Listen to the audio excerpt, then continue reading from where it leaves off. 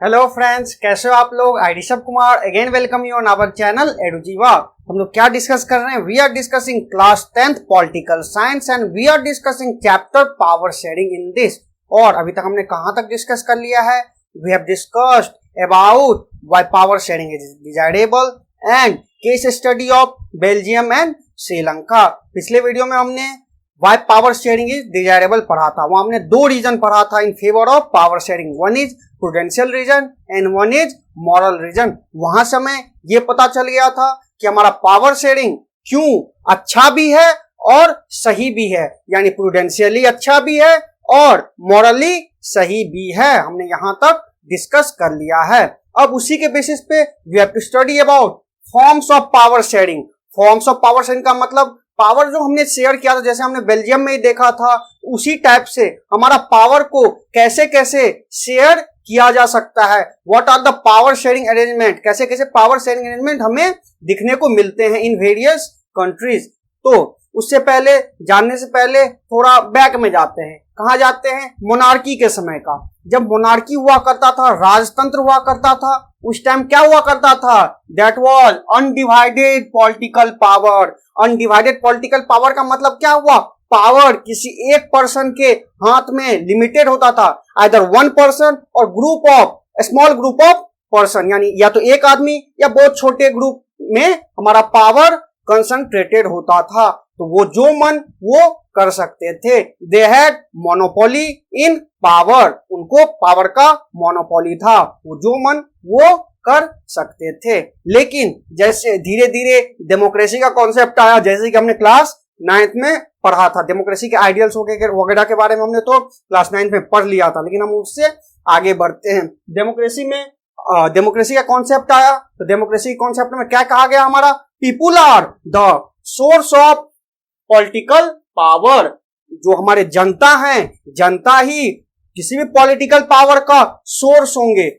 और everyone has a voice in shaping of public policies. हमारे ऊपर जो भी पब्लिक पॉलिसी लागू होगी, हमारे ऊपर जो भी कानून लागू होगा, उस पे हम सब का एक वॉइस होगा, हम सब उसमें भागीदार होंगे।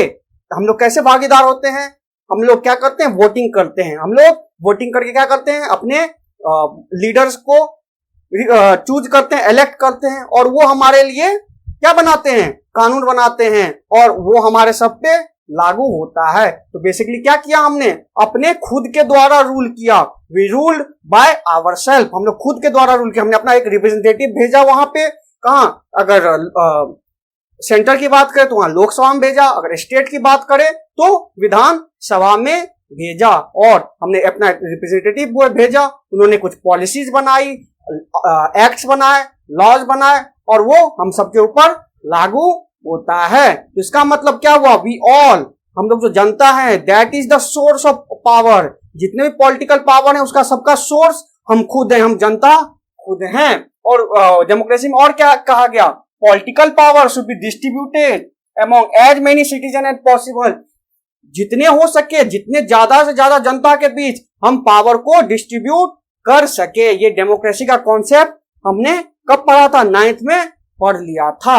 अब इन्हीं कॉन्सेप्ट के बेसिस पे हम लोग देखते हैं कि what are some power sharing arrangement. तो दुनिया में पावर शेयरिंग अरेंजमेंट किए जाते हैं, पावर को शेयर किया जाता है, तो उसके कौन कौन से अरेंजमेंट होते हैं? तो देखिए, मेनली 4 तरह के हमारे अरेंजमेंट होते हैं। पहला होता है हमारा हॉरिजॉन्टल डिस्ट्रीब्यूशन ऑफ पावर। उसमें हम लोग क्या करेंगे?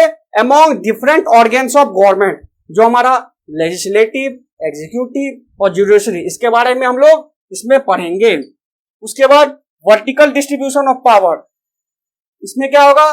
डिफरेंट लेवल ऑफ गवर्नमेंट में हम लोग कैसे पावर को शेयर करते हैं उसके बारे में पढ़ेंगे। और एक होता है power sharing among different social group. मैंने ये बताया था आपको कि अगर डिफरेंट सोशल ग्रुप होते हैं, सोशल डाइवर्सिटी होता है, तो उसमें भी हम लोग को अपना पावर को शेयर करना पड़ेगा। तो वो वहां भी हम लोग पावर को कैसे शेयर करते हैं वो भी देखेंगे। Then will study about how political parties, pressure groups and movement shape, control और इन्फ्लुएंस दोज इन पावर। मतलब पॉलिटिकल पार्टीज, प्रेशर ग्रुप और मूवमेंट, ये सब जो भी पावर में बैठे हुए हैं, जो सरकार में बैठे हुए हैं, उनको कैसे वो इन्फ्लुएंस करते हैं, प्रभावित करते हैं, और कैसे कंट्रोल करते हैं। तो इन सब के बारे में हम लोग को पढ़ना है। इन चारों डिस्ट्रीब्यूशन ऑफ पावर का जो अरेंजमेंट है उन सब के बारे में हमको पढ़ना है। तो let's see one by one करके सबको देखते हैं कि कैसे हॉरिजॉन्टल डिस्ट्रीब्यूशन, वर्टिकल डिस्ट्रीब्यूशन और जो भी चारों हैं चारों को एक एक करके लेट अस सी। तो हम लोग पहला देखते हैं what is horizontal distribution of power. Let's move.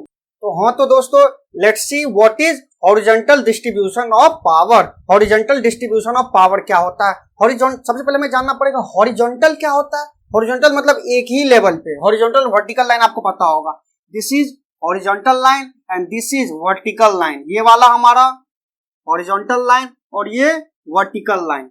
Horizontal का मतलब एक ही लेवल पे।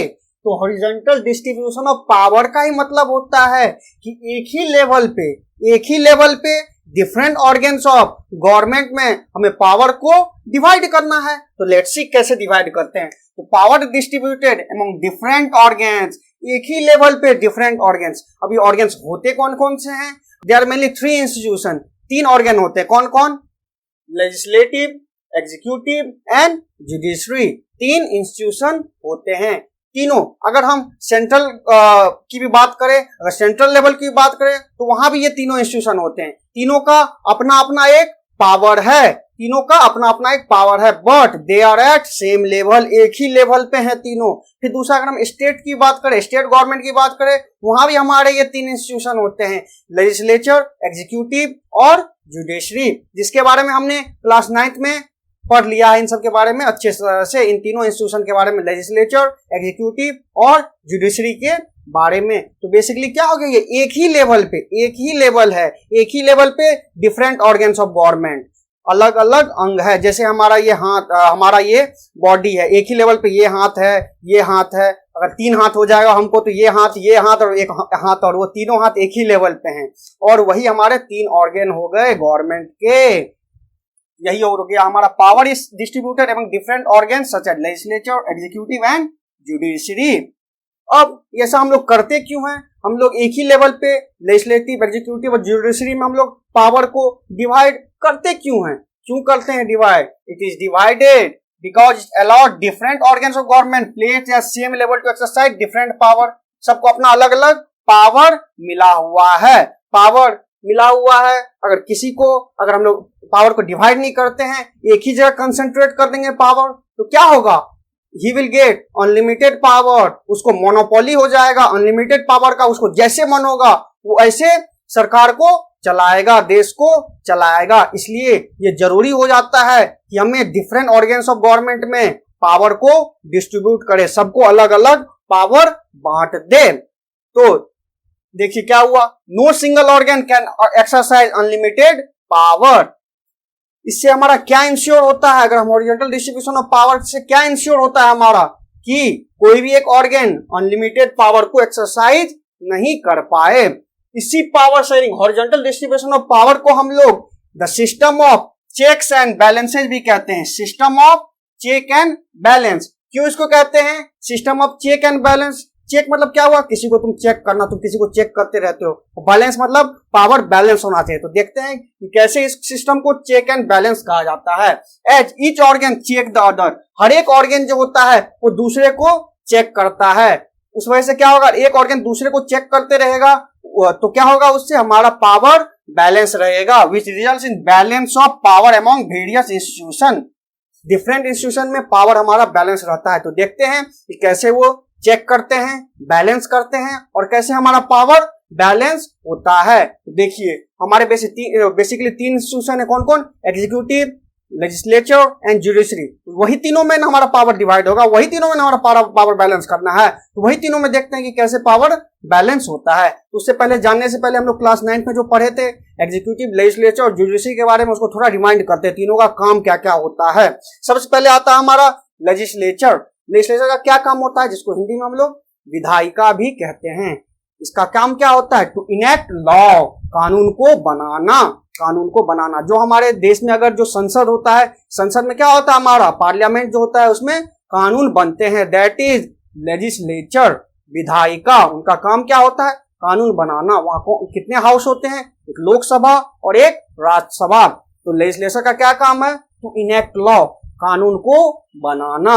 दूसरा हमारा कौन सा ऑर्गन होता है? One is executive. एग्जीक्यूटिव को कार्यपालिका कहते हैं हिंदी में। एग्जीक्यूटिव का क्या काम होता है? Implement laws and make policy. ये जो लॉ इन्होंने बनाया इसको कैसे लागू किया जाए वो, और पॉलिसीज बनाना, पॉलिसी को कैसे बनाया जाए, देश कैसे चले, वो पॉलिसी बनाते हैं। जैसे अभी गरीब कल्याण योजना हो गया या फिर बाकी जो भी योजना आते हैं वो कौन बनाते हैं? एग्जीक्यूटिव डिपार्टमेंट जो होता है हमारा गवर्नमेंट का वो बनाता है। एग्जीक्यूटिव डिपार्टमेंट में हमने पढ़ा था 9th क्लास में, दो होते हैं, one is political executive and one is permanent executive. Political executive में कौन होते हैं? हमारे जो मिनिस्टर्स होते हैं, यानी मंत्री जो होते हैं, मंत्री जो चुन के जाते हैं, दैट इज पॉलिटिकल एग्जीक्यूटिव। और दूसरा हमारा होता है परमानेंट एग्जीक्यूटिव। परमानेंट एग्जीक्यूटिव में कौन से होते हैं? हमारे जो ब्यूरोक्रेट होते हैं, नौकरशाह होते हैं, मतलब कौन? आईएएस, आईपीएस, आईएएस, आईपीएस, ये सारे जो होते हैं हमारे, दे आर परमानेंट एग्जीक्यूटिव। वो परमानेंट एग्जीक्यूटिव होते हैं। उनका काम क्या होता है? इन्हीं कानून को, जो लेजिस्लेचर ने कानून बनाया है उसको कैसे लागू किया जाए और देश के लिए क्या पॉलिसीज बनाए जाए ताकि देश का कल्याण हो सके। ये दोनों सीख लिया। जुडिशरी का क्या काम होता है? It's work is to interpret laws and settle dispute and provide justice. कानून की व्याख्या करना, जो लेजिस्लेचर कानून बना के देती है या फिर जो संविधान हमारा है उसका व्याख्या करने के लिए हमारा जुडिशरी बैठा हुआ है। और उसका काम क्या होता है? डिस्प्यूट को भी सेटल करना। जब किसी दो लोगों के बीच में, दो राज्य के बीच में, राज्य और देश के बीच में हमारा कोई भी डिस्प्यूट होता है, कोई भी लड़ाई होता है, कोई भी झंझट होता है, तो हम कहां जाते हैं? We go to court. Court क्या है? हमारा जुडिशरी है। और जुडिशरी क्या करता है? हमें न्याय दिलाता है। इट प्रोवाइड्स अस जस्टिस, ये हमें न्याय दिलाता है। तो ये तीन ऑर्गन हमने देख लिया, ये हमने 9th में ही पढ़ लिया था, फिर एक बार हमने रिव्यू कर लिया। अब देखते हैं यही तीनों गवर्नमेंट एक दूसरे को कैसे चेक एंड बैलेंस करते हैं, कैसे एक दूसरे को चेक करेंगे और उसी वजह से पावर तीनों में हमारा बैलेंस रहेगा। देखिए चेक एंड बैलेंस कैसे कैसे होता है। हमने 9th में क्या पढ़ा था कि जज को कौन अपॉइंट कर, जब हमने जुडिशरी पढ़ा था वहां क्या पढ़ा था? जज को कौन अपॉइंट करता है? हमारा एग्जीक्यूटिव। जो हमारा चीफ जस्टिस ऑफ इंडिया होता है सुप्रीम कोर्ट का, वो उसको कौन करता है? प्रेसिडेंट करते हैं। वो भी क्या हो गया? हमारा एग्जीक्यूटिव। इसका मतलब जज को कौन अपॉइंट किया? एग्जीक्यूटिव। जबकि हमारा जुडिशरी क्या होता है? इंडिपेंडेंट होता है, स्वतंत्र होता है जुडिशरी। फिर भी एग्जीक्यूटिव डिपार्टमेंट है, वो जज को अपॉइंट करते हैं। लेकिन आपको पता होगा कि एक बार अगर जैसे हम अगर सुप्रीम कोर्ट की बात करें, वहां अगर चीफ जस्टिस एक बार अपॉइंट हो जाते हैं तो उनको हटाना बहुत मुश्किल का काम होता है, बहुत ही ज्यादा मुश्किल का काम होता है। उसके बारे में हम लोग अभी नहीं देखेंगे कैसे उनको हटाया जाता है, वो आगे की बात है। लेकिन हम लोग ये देख लिए कि एक बार अपॉइंट तो आप कर सकते हैं, किसको? जज को, यानी जुडिशरी को आप लोग एक बार अपॉइंट कर सकते हैं लेकिन उसको हटा नहीं सकते हैं। इस हिसाब से यहां क्या किया? एग्जीक्यूटिव ने जज को यानी जुडिशरी को कंट्रोल किया, उसको चेक किया। फिर क्या होता है हमारा? और ये जज लोग आप कैसे इनको चेक करेंगे? एग्जीक्यूटिव को कैसे चेक करेंगे? यहां तो हमें पता चल गया कि एग्जीक्यूटिव ने जज को अपॉइंट किया। अब देखते हैं कि जज यानी जुडिशरी कैसे एग्जीक्यूटिव को चेक करता है या फिर बैलेंस करता है। जज क्या कर सकते हैं या फिर जुडिशरी क्या कर सकता है? They can check functioning of executive और लॉज मेड बाय लेजिस्लेचर। ये दोनों को यानी एग्जीक्यूटिव कैसे कामकाज कर रहा है, ये कानून के तहत है कि नहीं है, is it under the constitution, ये कॉन्स्टिट्यूशन के अंदर काम कर रहे हैं कि नहीं कर रहे हैं, उन सबको चेक करना जुडिशरी का काम होता है। और वो जो लेजिस्लेचर के द्वारा कानून बनाए जाते हैं उन पे भी नजर रखते हैं, that is called judicial review. इसके बारे में हम लोग आगे पढ़ेंगे जुडिशियल रिव्यू क्या होता है। और वो आपको आर्टिकल 13 एक होता है हमारा संविधान का, आर्टिकल 13 वो कहता है कि अगर हमारा लेजिस्लेचर कोई भी ऐसा कानून बनाता है जो बेसिक स्ट्रक्चर ऑफ कॉन्स्टिट्यूशन को वायलेट करता है तो उसको वो खारिज कर सकता है। वो कह सकता है कि ये लॉ या ये कानून अब वैलिड नहीं है as per article 13 of the constitution. उसके बारे में हमें ज्यादा में जाने की जरूरत नहीं है, बस हमें यह पता होना चाहिए कि जुडिशरी ने कैसे एग्जीक्यूटिव को कंट्रोल किया और कैसे लेजिस्लेचर को कंट्रोल किया। और दूसरा क्या होता है, अब जो है लेजिस्लेचर जो है वो एग्जीक्यूटिव को कैसे कंट्रोल करता है। आपने सुना होगा एग्जीक्यूटिव बनता कैसे है, जो मिनिस्टर पॉलिटिकल एग्जीक्यूटिव होता है वो बनते कैसे हैं? जैसे हमारा सेंट्रल लेवल की बात करें, वहां हमारा पॉलिटिकल एग्जीक्यूटिव मंत्री का चुनाव कैसे होता है? कैसे होता है हमने पढ़ा था कब? 9th क्लास में। हमारे लोकसभा के मेंबर्स, लोकसभा में जो मेंबर चुन के जाते हैं, वो अपने में से एक जो जिनको मेजोरिटी होता है वो हमारा प्राइम मिनिस्टर बनते हैं। यानी majority party select his leader, वो अपना लीडर को सेलेक्ट करता है और वही लीडर प्राइम मिनिस्टर बनता है। और वो प्राइम मिनिस्टर क्या करता है? ही अपॉइंट्स काउंसिल ऑफ मिनिस्टर, वो काउंसिल ऑफ मिनिस्टर को अपॉइंट करता है। इसका मतलब क्या हुआ कि जो हमारा लेजिस्लेचर था यानी विधायिका था, उन्हीं ने तो एग्जीक्यूटिव को अपॉइंट किया, उन्हीं ने एग्जीक्यूटिव को सेलेक्ट किया। अगर वो कुछ ऐसा गलत काम करते हैं, यानी एग्जीक्यूटिव कुछ ऐसा गलत काम करते हैं जो लेजिस्लेचर को मंजूर नहीं है, तो उनको वोट ऑफ नो कॉन्फिडेंस, मतलब अविश्वास प्रस्ताव कहते हैं हिंदी में इसको, वोट ऑफ नो कॉन्फिडेंस। इसमें क्या कहते हैं? वो कह देंगे कि हमें इस सरकार में यानी ये एग्जीक्यूटिव में हमें भरोसा नहीं है, हमें कोई भी इसमें विश्वास नहीं है, तो वहां वोट ऑफ नो कॉन्फिडेंस देंगे और सरकार गिर जाएगी। सरकार कैसे गिरती है? अगर प्राइम मिनिस्टर ने रिजाइन दिया तो पूरे काउंसिल ऑफ मिनिस्टर को भी रिजाइन देना पड़ता है, यानी सरकार गिर सकती है, एग्जीक्यूटिव डिपार्टमेंट हमारा गिर सकता है। तो यहां से हमने ये भी देख लिया कि लेजिस्लेचर ने कैसे एग्जीक्यूटिव को कंट्रोल किया। तो यहां से क्या होगा? इससे हमें यह पता चलता है कि सब एक दूसरे को चेक कर रहे हैं और सब एक दूसरे को, इससे क्या हो रहा है? हमारा पावर बैलेंस हो रहा है। किसी एक के पास अनलिमिटेड पावर नहीं है।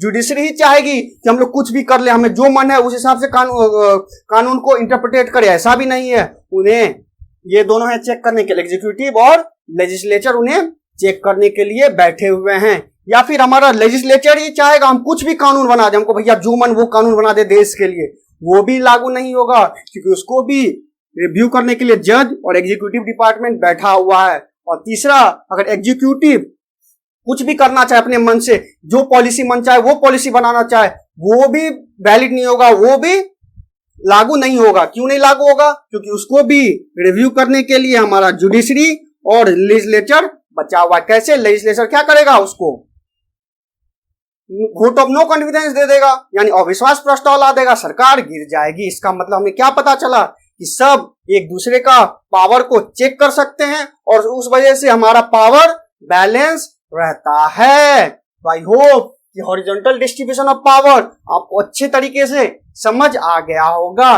बेसिकली इसमें हमने क्या किया? एक ही लेवल पे सब गवर्नमेंट है और सबको हमने पावर अलग अलग डिवाइड कर दिया। तो आई होप कि हॉरिजॉन्टल डिस्ट्रीब्यूशन ऑफ पावर आपको अच्छे तरीका से समझ आ गया होगा। Now let's move to next topic, that is vertical division of power. ये जो मैंने बताया वर्टिकल डिवीजन ऑफ पावर, यहाँ एक ही लेवल पे सब थे, अब अलग अलग लेवल पे कैसे गवर्नमेंट होते हैं उसके बारे में स्टडी करते हैं। Let us see vertical distribution of power. Let us see what is vertical distribution of power और vertical distribution of division of power.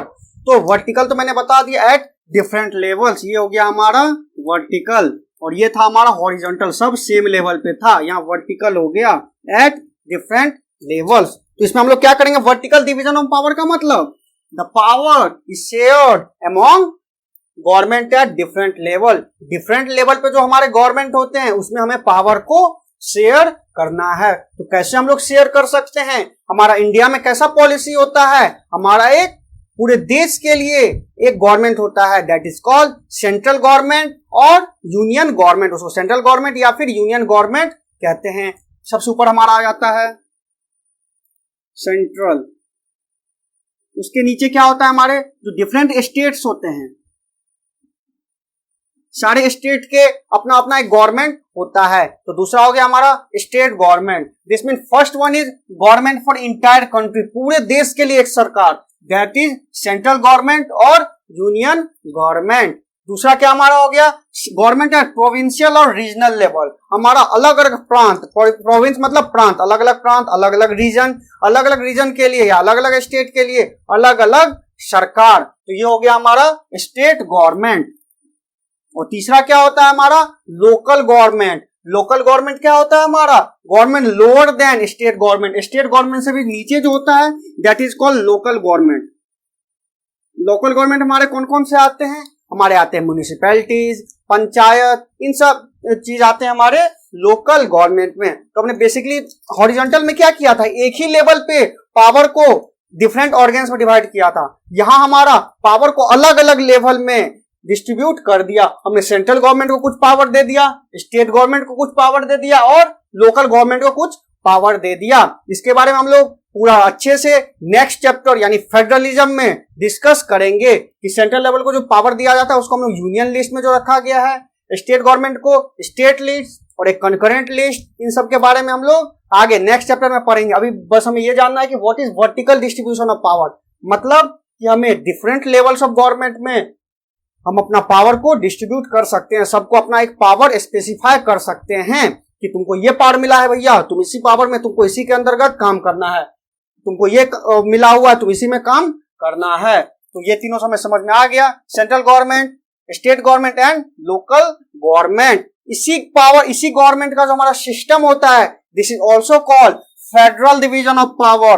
Federal division of power, संघवाद, जिसके बारे में हम लोग नेक्स्ट चैप्टर हमारा पूरा का पूरा इसी फेडरल डिवीजन ऑफ पावर पे ही बेस्ड है। वहां हम लोग इसका मीनिंग, इसके आइडियल्स, आइडियाज और सारे कॉन्सेप्ट को नेक्स्ट चैप्टर में बहुत अच्छे से समझेंगे। अभी बस हमें जानना है यही वर्टिकल डिवीजन ऑफ पावर, यानी डिफरेंट लेवल ऑफ हम लोग गवर्नमेंट को जो बांटते हैं, that is called federal division of power और फेडरलिज्म। ये डिफरेंट लेवल ऑफ गवर्नमेंट को जो बांटते हैं हम लोग, सारे देश में ऐसा नहीं होता है। कुछ कुछ देश में हमारा एक ही गवर्नमेंट, सेंट्रल लेवल पर गवर्नमेंट होता है, वही सारे जगह काम करते हैं। लेकिन जहां जहां भी डिफरेंट लेवल ऑफ गवर्नमेंट होते हैं उन्हें हम लोग फेडरल डिवीजन ऑफ पावर कह सकते हैं, या फेडरलिज्म कह सकते हैं, या फेडरल गवर्नमेंट कह सकते हैं। फेडरल गवर्नमेंट में क्या होता है, हमारा जितने भी लेवल हैं, जितने भी लेवल यानी central level, state level, local level, सबका पावर, उनका क्या पावर होगा, वो किस चीज पे काम कर सकते हैं, किस चीज पे काम कर बना सकते हैं, या किस चीज पे हमारा policy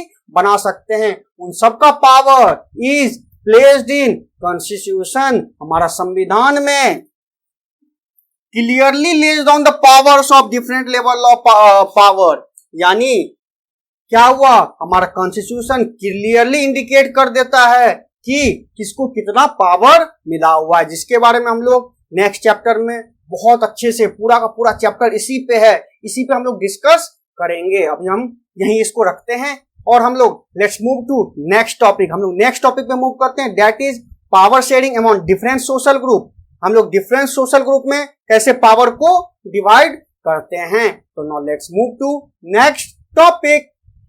now let's move to next topic. ये क्या है हमारा, power sharing among different social groups and different social group such as religious and linguistic group. हम लोग क्या कर सकते हैं, हम अपने पावर को डिफरेंट सोशल ग्रुप्स में भी डिवाइड कर सकते हैं।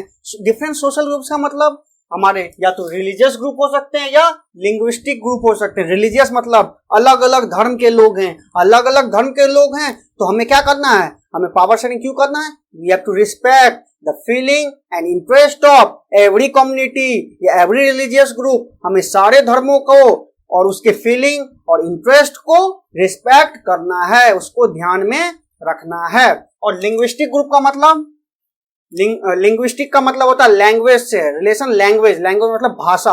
यानी अगर हमारे देश में मान के चले इंडिया ही है, इंडिया में अगर अलग अलग भाषा के लोग हैं तो हमें सारे भाषा को क्या करना पड़ेगा, रिस्पेक्ट करना पड़ेगा, सबको एकोमोडेट करना पड़ेगा। जैसा कि हमने श्रीलंका में देखा था, वहां क्या था, सिन्हाला वालों ने तमिल वाले को डिसरिगार्ड किया था, नकारा था, उस वजह से भयंकर परिणाम आ गया था। तो हमें क्या करना चाहिए, पावर को जितने भी लिंग्विस्टिक ग्रुप यानी जितने भी भाषा वाले हैं, लिंग्विस्टिक डाइवर्सिटी है, तो उसमें हमें डिवाइड करना चाहिए। तो हम लोग ये पावर को क्यों डिवाइड करते हैं, टू एकोमोडेट सोशल डाइवर्सिटी। जितने भी सोशल डाइवर्सिटी हैं उन सबके बीच में एकोमोडेट करना। एकोमोडेट का मतलब सामंजस्य बैठाना, सामंजस्य बैठाना का मतलब सबको एक साथ लाना। सबको एक साथ क्यों लाएंगे, तो सब एक साथ रहेंगे। अगर सबको एकोमोडेट करेंगे, सबके बीच सामंजस्य करेंगे और म्यूचुअली एक्सेप्टेड एग्रीमेंट करेंगे, तो सब अच्छे से रह पाएंगे और एक ही देश में सब साथ रह पाएंगे।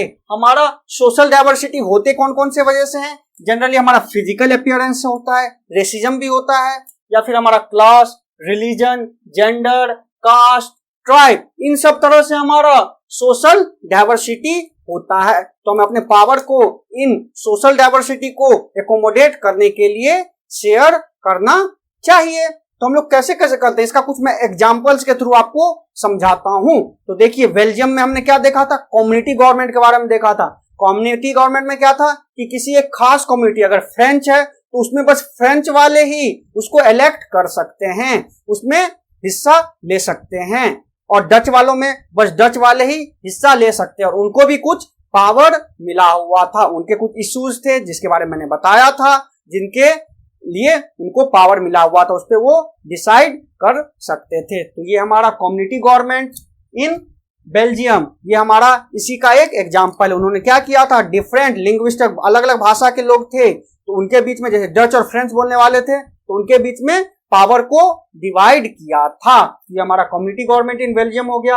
और क्या होता है हमारे कुछ कुछ देशों में, क्या होता है, हमारा जो सोशली वीकर सेक्शन होते हैं और वुमेन, सोशली वीकर सेक्शन और वुमेन को भी रिप्रेजेंटेशन दिया जाता है। कहाँ रिप्रेजेंटेशन दिया जाता है, इन लेजिस्लेचर एंड एडमिनिस्ट्रेशन, प्रशासन, शासन और लेजिस्लेचर में, सरकार में उसको रिप्रेजेंटेशन दिया जाता है। किन किन मेथड से दिया जा सकता है, by method of reservation, reservation के द्वारा भी दिया जा सकता है। By making constitutional and legal arrangement, ऐसा कॉन्स्टिट्यूशनल या लीगल अरेंजमेंट किया जाता है कि उनको भी उसमें हक मिले, वो भी रिप्रेजेंट हो पाए, वो भी वहां जाके अपना आवाज उठा पाए। ये तो हो गया। और क्या क्या होता है हमारा, ये सिस्टम ऑफ रिजर्व कॉन्स्टिट्यूएंसी है हमारे इंडिया में, सिस्टम ऑफ रिजर्व कॉन्स्टिट्यूएंसी, जिसके बारे में आपने क्लास 9th में भी थोड़ा सा पढ़ा था, इलेक्टोरल पॉलिटिक्स में। उसमें क्या पढ़ा था हम लोग, कुछ कॉन्स्टिट्यूएंसी को हम लोग रिजर्व करके रखते हैं, जैसे कोई एससी के लिए ये रिजर्व है, एसटी के लिए रिजर्व है। ये सब हम लोग क्यों करते हैं, हम लोग डिफरेंट कॉन्स्टिट्यूएंसी को, क्षेत्र, जिस क्षेत्र में हमारा चुनाव होता है, यानी कॉन्स्टिट्यूएंसी को रिजर्व, कुछ कॉन्स्टिट्यूएंसी को रिजर्व कर देते हैं फॉर डिफरेंट सोशल ग्रुप जो हमारे पिछड़े रह गए या फिर वीकर हैं, जैसे एससी, एसटी, इन सब में हम लोग डिवाइड कर देते हैं, जैसे हमारे देश में किया गया है। ऐसा क्यों किया जाता है, ये हम लोग उसको रिजर्व क्यों करते हैं, to give space to diverse social group, इसलिए करते हैं कि गवर्नमेंट और एडमिनिस्ट्रेशन में उनको भी मौका मिल सके, वो भी यहाँ आ सके, वो भी यहाँ आके अपनी आवाज उठा सके, और वो भी देश की चलने में मदद कर सके, वो भी वहां पे एक अपना आवाज दे सके और हिस्सा बन सके। अगर हम उसको रिजर्व कॉन्स्टिट्यूएंसी नहीं देंगे तो हो सकता है उनको वो मौका कभी मिले ही नहीं, इसीलिए हमें उनको कॉन्स्टिट्यूएंसी में रिजर्व करते हैं। ये हमारा हो गया। तो हमें बेसिकली समझ में आ गया कि हम लोग डिफरेंट सोशल ग्रुप्स में भी पावर को डिवाइड कर सकते हैं। यही हमारा यहाँ से समझ में आ गया। क्यों डिवाइड करते हैं, तो एकोमोडेट, सबके बीच में सामंजस्य बैठाने के लिए। अगर किसी एक को डिसरिगार्ड किया जाएगा तो क्या होगा, वायलेंस हो सकता है, उससे पॉलिटिकल इनस्टेबिलिटी भी आ सकती है।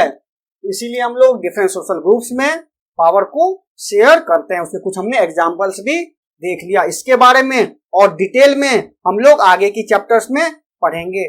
बट 2020-21 की सिलेबस में हमारा चैप्टर्स नहीं है, जो हमारा 3rd, 4th, 5th चैप्टर नहीं है, तो फिर भी मैं सारे चैप्टर्स पढ़ाऊंगा। अगर आपको पढ़ना होगा, आपको नॉलेज चाहिए, तो यू कैन स्टडी। लेकिन आगे की साल में, अगर 2021 के बाद के बोर्ड एग्जाम में ये पूछा जा सकता है, तो हम लोग उसके बारे में आगे, लेकिन हम लोग उस चैप्टर को, सारे चैप्टर्स को एक बाय एक, 1 by 1 डिस्कस करेंगे। तो let's move to next topic. हम लोग नेक्स्ट टॉपिक पे मूव करते हैं, तो लेट्स मूव।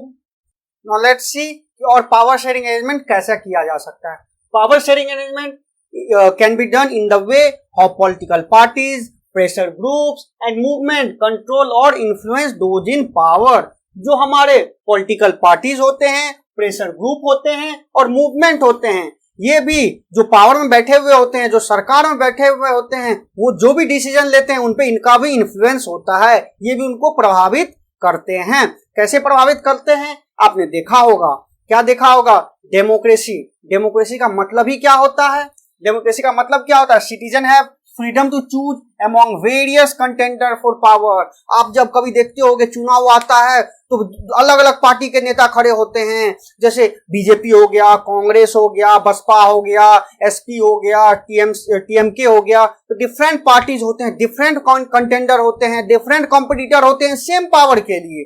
तो हम सिटीजन, हम जो जनता है, हमारे पास डिसीजन होता है। हमें जो अच्छा लगे, जो हमारे लिए अच्छा काम करेगा, जो हमारे लिए सोचता होगा, जो देश के लिए अच्छा सोचेगा, हम उसी को चुनते हैं। हम अपना विवेक का यूज करके उनको वोट करते हैं। It means we people have power to decide कि किसको चुनना है। लेकिन किसको चुनना है, इसका मतलब उससे मेनली क्या हुआ, हमारे डिफरेंट कॉम्पिटिटर आ गए, डिफरेंट कंटेंडर आ गए पावर के लिए, सेम पावर के लिए डिफरेंट कॉम्पिटिटर आ गए। अब हमारे जो हम अभी के डेमोक्रेसी में है, अभी रिसेंटली क्या होता है हमारा in contemporary democracy, competition among different parties. अब ये सारे डिफरेंट पार्टीज का रूप ले लिया, जैसे कि मैंने आपको पहले बता ही दिया।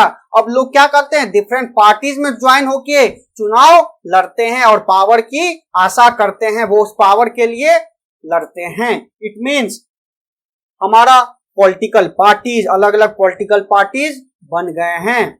और पॉलिटिकल पार्टीज तो बन गए, अब मान के चलिए एक रूलिंग पार्टी है, कोई रूल कर रहा है, और दूसरा एक ऑपोजिशन पार्टी का आपने नाम सुना होगा। ऑपोजिशन पार्टी क्या करती है, उनका काम होता है कि जो भी गवर्नमेंट रूलिंग में है उसकी क्या खामियां है उसको बताना, जनता को बताना, सरकार को बताना, ताकि they can work on them and improve on them, उस पर वो वर्क कर सके और इम्प्रूव कर सके। तो यहां से हमें क्या मिल रहा है कि जो पॉलिटिकल पार्टीज होती है, पॉलिटिकल पार्टीज में हमारे ऑपोजिशन पार्टीज भी हो सकते हैं और रूलिंग पार्टीज भी हो सकते हैं। वो क्या करते हैं कि देश कैसा होना चाहिए, देश में किस तरह के पॉलिसी आने चाहिए, उस पर उनका भी इन्फ्लुएंस होता है, उनका भी प्रभाव होता है। तो ये हमसे ये पता चल गया। इससे हमें और क्या, अगर डिफरेंट कंपटीटर हैं, अलग अलग कंपटीटर है, मान के चले बीजेपी, कांग्रेस, सपा, बसपा, ये सब अलग अलग हैं, तो इससे क्या इंश्योर होता है, it ensures that power does not remain in one hand, कोई एक हाथ में पावर नहीं रह जाए। मान के चलिए किसी देश में एक ही पार्टी है, अगर एक ही पार्टी रहेगा तो लोग के पास कोई चॉइस नहीं बच जाएगा। अगर लोग के पास कोई चॉइस नहीं बच जाएगा तो एक ही पार्टी हमेशा रूल करते रह जाएगी। अगर एक ही पार्टी हमेशा रूल करती रह जाएगी तो उसका मनमाना चल सकता है, वो अपने तरीका से मोनोपोली कर सकता है पावर के ऊपर, उसको जो मन वो कर सकता है। तो this competition is healthy for democracy.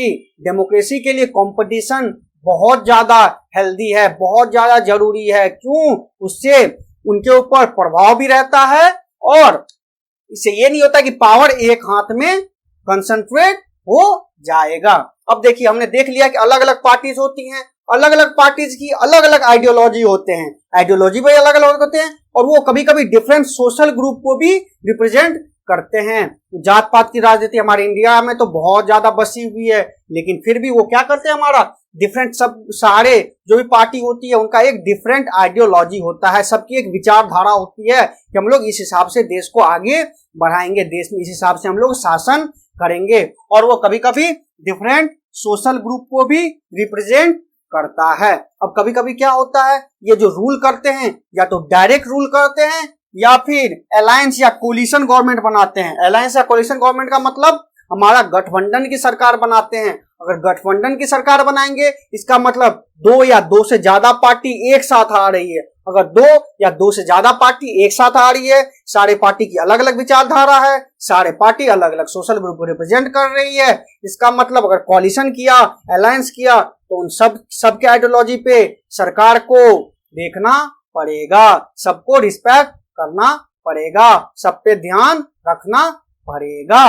तो आई होप कि आप लोगों को समझ में आ गया होगा कि कैसे पॉलिटिकल पार्टीज जो भी रूलिंग पार्टी है या गवर्नमेंट पे प्रेशर बना सकती है और उसके डिसीजन मेकिंग को इन्फ्लुएंस कर सकती है। अब हमारा एक और आता है, दैट इज प्रेशर ग्रुप और इंटरेस्ट ग्रुप। अब क्या होते हैं जो इंटरेस्ट ग्रुप, क्या क्या होते हैं आपने सुना होगा, ट्रेड यूनियन का नाम, फार्मर यूनियन का नाम, बिजनेस यूनियन का नाम, इन सब चीजों का नाम सुना होगा। ये क्या होते हैं, हमारे कुछ ग्रुप जो जिनका खुद का एक कॉमन इंटरेस्ट होता है, जैसे सारे ट्रेड यूनियन है तो उन सबका एक, या फिर लेबर यूनियन है, मजदूर संघ है, उन सबका एक कॉमन इंटरेस्ट होता है। वो सब एक साथ आके एक यूनियन बनाते हैं और अपनी बातों को सरकार तक पहुंचाते हैं। तो सरकार तक कैसे पहुंचाते हैं? By the method of movement. अगर उनकी बात सरकार तक ऐसे अगर ऑफिशियल थ्रू नहीं पहुंच पाती है तो आंदोलन करते हैं, मूवमेंट करते हैं, धरना करते हैं, इन सब के थ्रू वो अपनी बातों को आगे पहुंचा सकते हैं। तो they also influence decision making process, वो भी डिसीजन मेकिंग प्रोसेस को इन्फ्लुएंस करते हैं। इसका मतलब सरकार को इनकी बातों का भी नजर रखना पड़ता है, सरकार को इनकी बातों का भी गौर करना पड़ता है। हमने सारी चीजें देख लिया कि कैसे प्रेशर ग्रुप, मूवमेंट और पॉलिटिकल पार्टीज क्या करते हैं, इन्फ्लुएंस करते हैं, कंट्रोल करते हैं किन पे? दोज इन पावर, जो भी पावर में है या फिर गवर्नमेंट में है। देखिए, अगर मान के चलिए पॉलिटिकल पार्टी से स्टार्ट करते हैं। अगर पॉलिटिकल पार्टी किसी देश में ऐसा कह दिया कि बस एक ही पॉलिटिकल पार्टी रहेगी, आप पॉलिटिकल पार्टी फॉर्म नहीं कर सकते हो, इससे क्या होगा? देश में एक पॉलिटिकल पार्टी की मोनोपोली हो जाएगी, वही हमेशा रूल करते रह जाएगा। तो जैसा चाहे वैसा डिसीजन ले सकता है, देश को जैसे चलाना चाहे वैसे चलाएगा, तो उससे देश में उसकी मोनोपोली हो जाएगी, which is not good for democracy, जो डेमोक्रेसी के लिए बिल्कुल भी अच्छा नहीं है।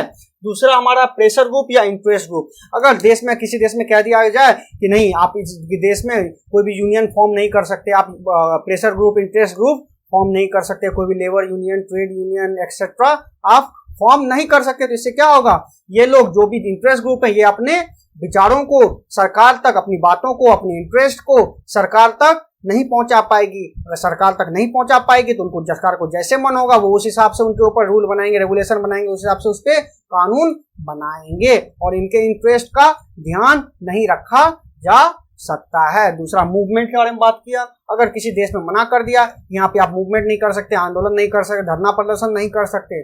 धरना प्रदर्शन का मतलब पीसफुल मूवमेंट, मतलब शांतिपूर्वक। अशांति का, हिंसा वाला तो कहीं भी अलाउड नहीं, लेकिन शांतिपूर्वक हमारा जो मूवमेंट है that should be allowed in every democracy, सारे डेमोक्रेसी में अलाउड होना चाहिए। अगर ऐसा नहीं होता है तो सरकार फिर वही बात अपना मोनोपोली कर सकती है, सरकार को जैसे मन वैसे सरकार को, देश को चला सकती है।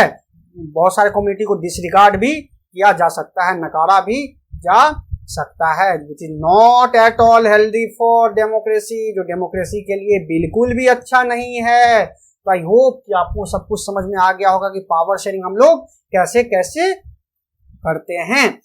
अब हम लोग नेक्स्ट क्लास में क्या करेंगे? Will study about the second form. हमने जो सेकेंड फॉर्म पढ़ा था that is vertical distribution of power, जिसको हम लोग फेडरलिज्म भी कहते हैं, यानी स्टेट गवर्नमेंट, सेंट्रल गवर्नमेंट या डिफरेंट लेवल्स ऑफ गवर्नमेंट में हम लोग कैसे पावर को डिवाइड करते हैं, उसके बारे में अच्छे से स्टडी करेंगे इस वीडियो में। अब नेक्स्ट वीडियो में हम लोग क्या करेंगे? नेक्स्ट वीडियो बनाने से पहले मैं ये बताता हूँ कि मैंने जितना पढ़ाया है इसके बेसिस पर आई होप कि जितने भी क्वेश्चन होंगे वो आप अच्छे से उसको लिख पाओगे। आपका किसी भी टाइप का क्वेश्चन आएगा इस चैप्टर से तो you will be able to answer those questions. लेकिन फिर भी मैं एक सेशन, एक क्लास, एक लेक्चर FAQ पे भी लूंगा। FAQ का मतलब फ्रीक्वेंटली आस्क्ड क्वेश्चन, कैसे क्वेश्चन बोर्ड में पूछे जाते हैं, what is the structure of question, question का क्या स्ट्रक्चर होता है, and how to write them, उसको सिस्टमेटिकली कैसे लिखना है, इस पे मैं एक सेशन, एक क्लास लूंगा। तो और मैंने जो कुछ भी पढ़ाया है उसका notes along with previous year questions, NCERT solution and many more resources you can download it from our website edujiva.com। तो थैंक यू दोस्तों, और हमारे चैनल एडुजीवा को लाइक, सब्सक्राइब और शेयर करना ना भूलें, और अभी बेल आइकन दबा दें ताकि हमारा नोटिफिकेशन आपके पास सबसे पहले पहुंच सके और आप एग्जाम में टॉप कर सके। तो थैंक यू दोस्तों, bye, happy learning, keep learning, enjoy, bye.